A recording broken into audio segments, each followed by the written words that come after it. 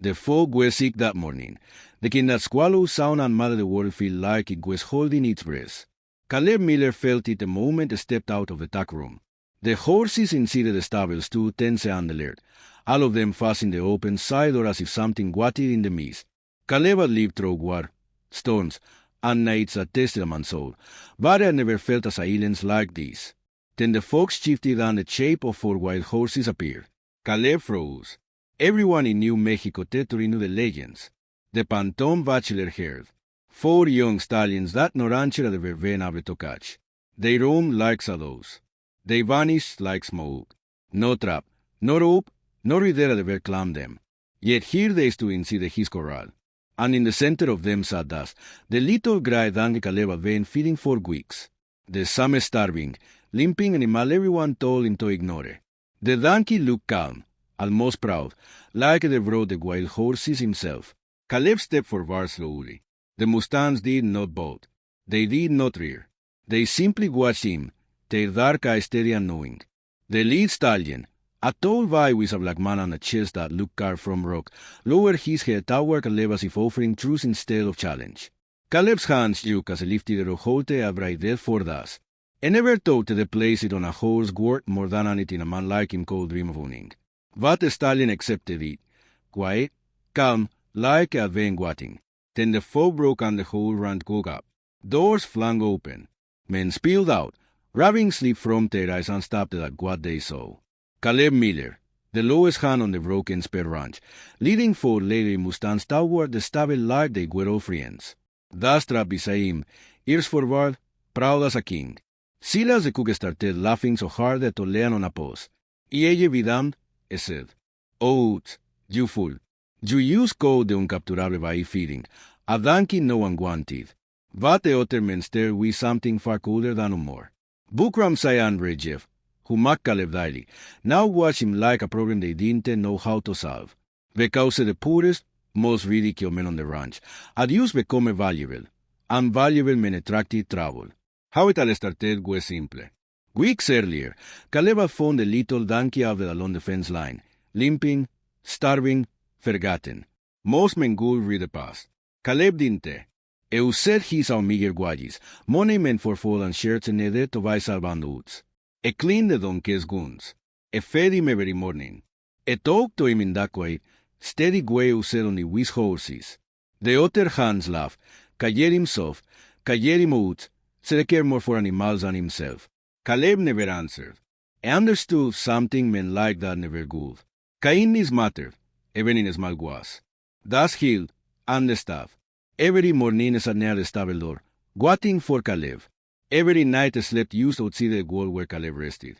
A bond formed, simple and honest, built on patience and need.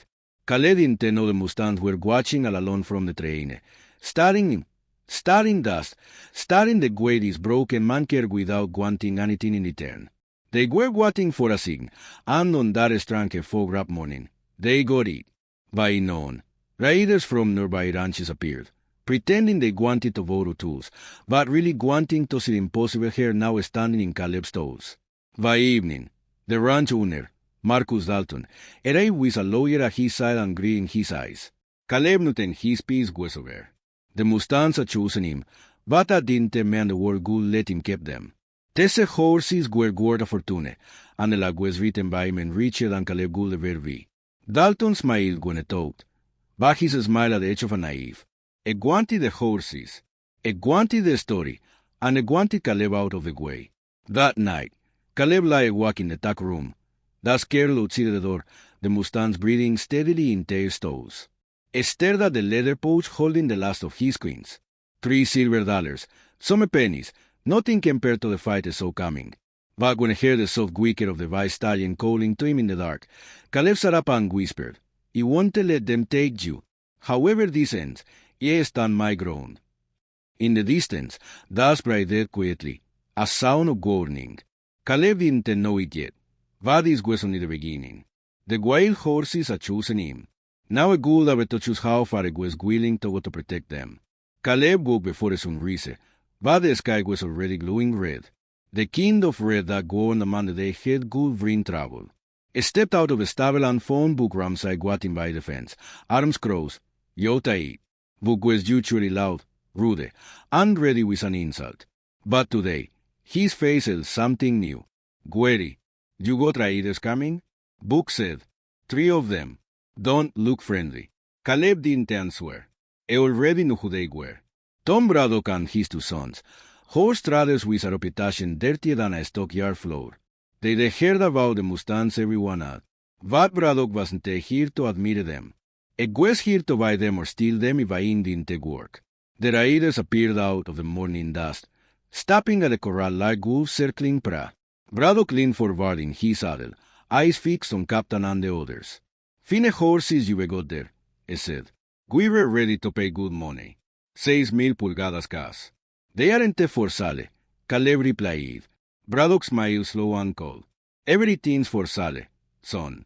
Caleb stood steady. Not this time. Braddock smiled at it. He flicked his fingers and his hands and moved toward the corral gate. But the moment the boy reached for it, Captain Charles of fast heralds shook. The other Mustangs lined beside him, ears pinned, eyes flashing. Braddock swore and yanked his own back. They be wordless after they were broken, he snapped. But they still be mean. You're welcome to try, Caleb said. But they never go with you. Braddock leaning closer know that Caleb could smell whiskey on his breath.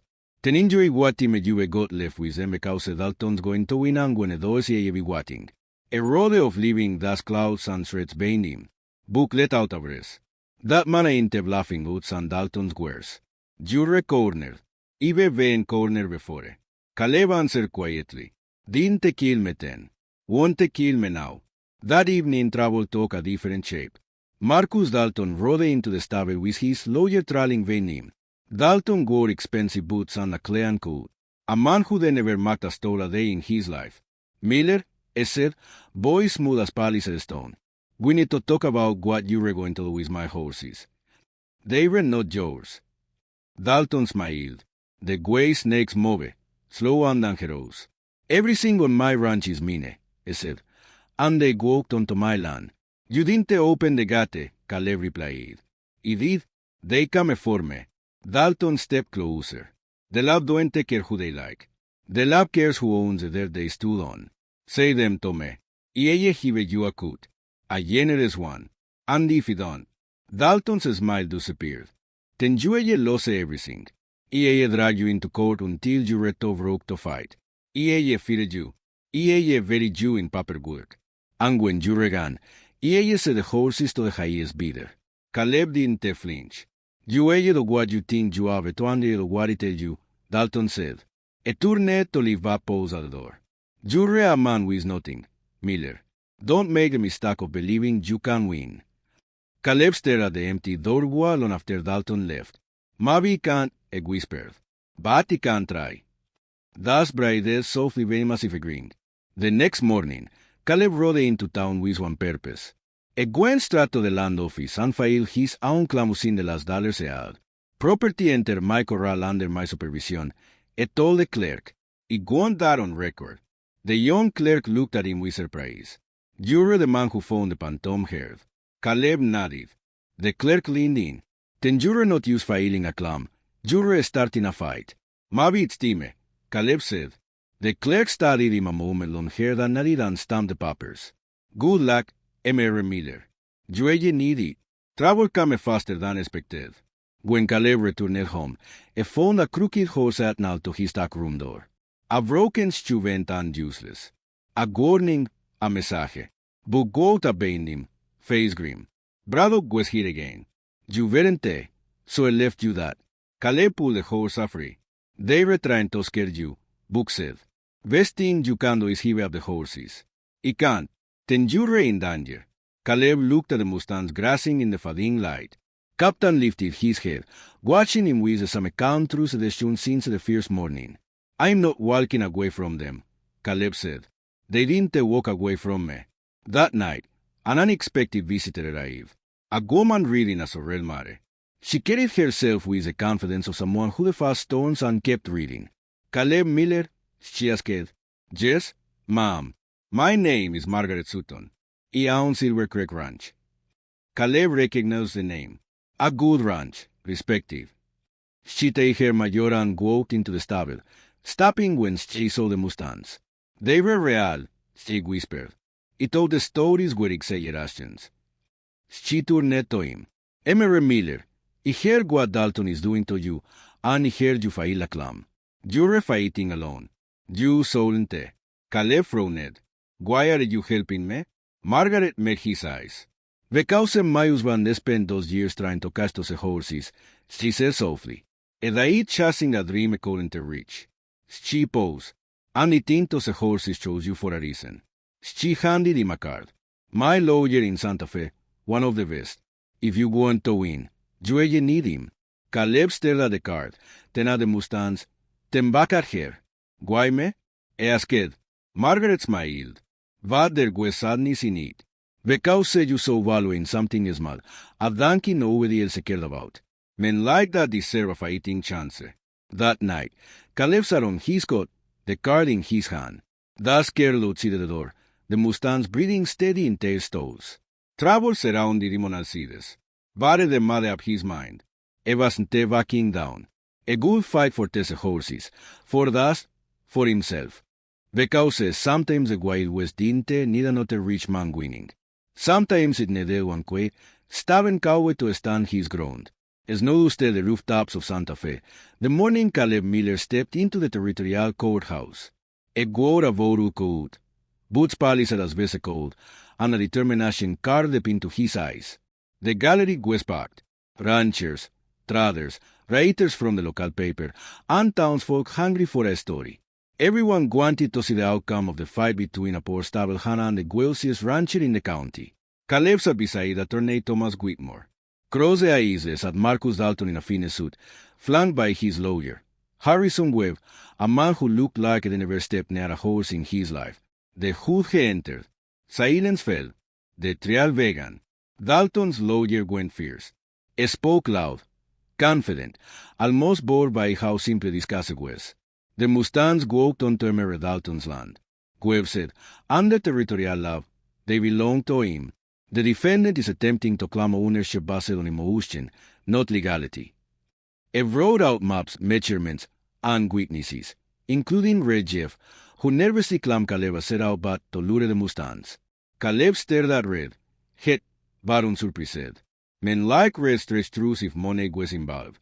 Dalton side panted the Mustangs as simple animals drawn by hunger, nothing more. But the need was a bit more stern. Whitmore didn't raise his voice, didn't sunder. He simply walked to the front of the courtroom and began. This case is not only about land. It is about choice. A called witnesses who was in the Mustangs watched ranches for weeks, choosing where to go. He wrote in Margaret Sutton, who told the court the Mustangs had never let any man close, not even the one who died trying. Then Whitmore called Kenneth William himself. The old officer stood tall and proud. His voice echoed through the courtroom. These horses aren't ordinary, he said. They are descendants of cavalry mounts bred by my officer and Caleb's closest friend, Lieutenant James Cartwright. They were bred for intelligence, loyalty, judgment. They weren't trapped. They chose Caleb. People murmured. Even the hood leaned forward. Then Whitmore called one person who mattered most. Caleb stepped onto the stand, hands steady despite the storm inside his chest. Emery Miller, Whitmore began. Tell us what happened the morning the Mustangs arrived. Caleb spoke in simple words, the only king knew.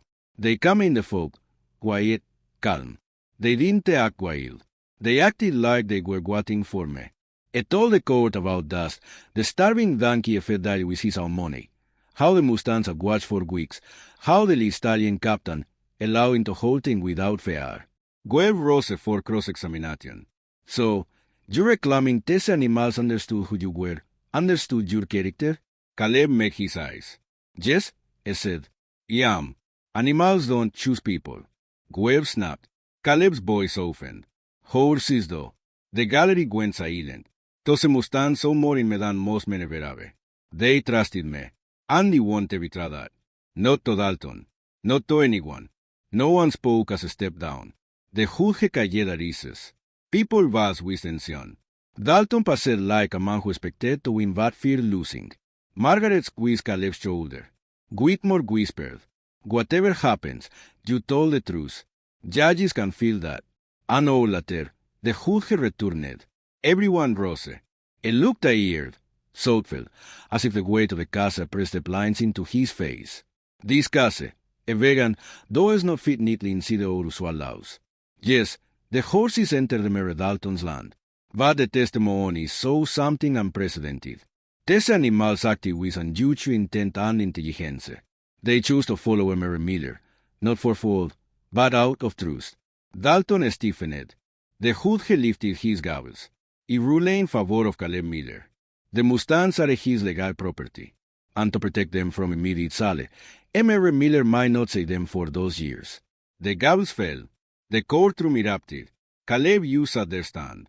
He had won. Against money. Against power. Against men who believed Cain is mad among weak. He had won. Months passed. Spring spread across New Mexico like a soft blanket of green. Caleb said what little savings he had, plus donations and small payments from ranchers to buy 6 acres of land. He built a modest stable, a small cabin, and a fenced pasture where Captain Sterling, Bly, and Ranger could run free. En a medic carguide stables, honoring the friend de los Lonago. Thus, healthy and proud, became the ranch's little guardian. Children came to pet him, and thus accepted attention like they always been king of the place. People started bringing Caleb horses no one else called gentle, the scared, the beaten, the neglected. Yet, under Caleb's patient hands, they come. He didn't break horses. He listened to them. Word spread. Caleb found purpose and peace. One evening, as the sun set in the hills, panting the sky gold, Caleb leaned on the fence, watching the Mustangs run. Captain broke from the herd and trotted over, resting his head on Caleb's shoulder. "You serve me as much as I served you," Caleb whispered. The stallion breathed warmer against his chest, a promise of truth that would last a lifetime. Sometimes the smallest kindness, feeding a forgotten donkey, echoed far beyond what a man could imagine. Sometimes the wild chose wisely, and sometimes, in the wild silence of the West, a lonely cowboy found his way home, not because he chose destiny, but because destiny walked up to his table one foggy morning and chose.